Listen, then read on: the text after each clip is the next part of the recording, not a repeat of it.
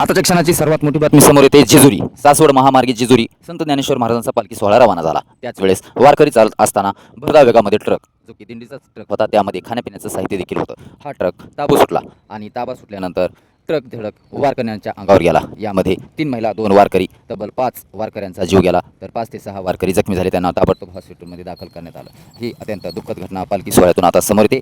यामध्ये दावा केलेला आहे भोकरदनचे नगरसेवक यांनी. अत्यंत काळजाचा ठोका वाढवणारी 2026 आषाढी वारी पालखी सोहळा यातील सर्वात मोठी दुर्घटना समोर येते. तो व्हिडिओ आपण अगोदर पाहून घ्या. सामने या दिंडीमध्ये सासवड ते जेजुरी सहभागी झालो होतो आणि जेजुरी ते 4 किलोमीटर जवळ असताना एक ट्रक पाठीमागनं आला आणि वारकरी महिला चालल्या होत्या. त्या महिलांच्या अंगावरून माझ्या समोर ट्रक गेला. माझ्यासोबत हे सगळे आमचे मित्र होते. त्यामुळे अक्षरशः ओरडलो अरे पर्यंत त्याला ड्रायव्हरला चक्कर आल्यासारखं किती झालं. आणि 1 नाही 2 नाही 4 5 लोक त्यात मयत झालेले आणि 6 ते 7 लोक जखमी झाले.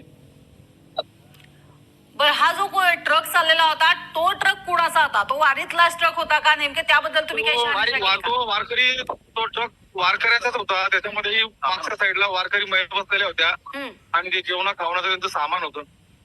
मी त्याचा फोटो पण तुमच्या चॅनलवर टाकलेला आहे, त्यांना दिला आहे.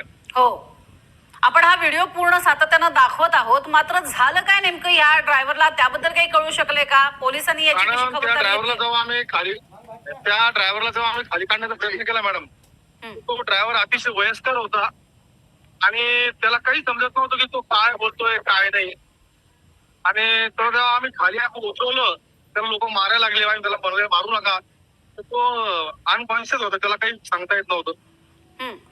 पोलिसांनी त्याला आता ताब्यात अतिशय घेतलंय दुःखद का? घटना झाली आणि त्याची अवस्था अशी का झाली होती? म्हणजे झोप कमी झाल्यामुळे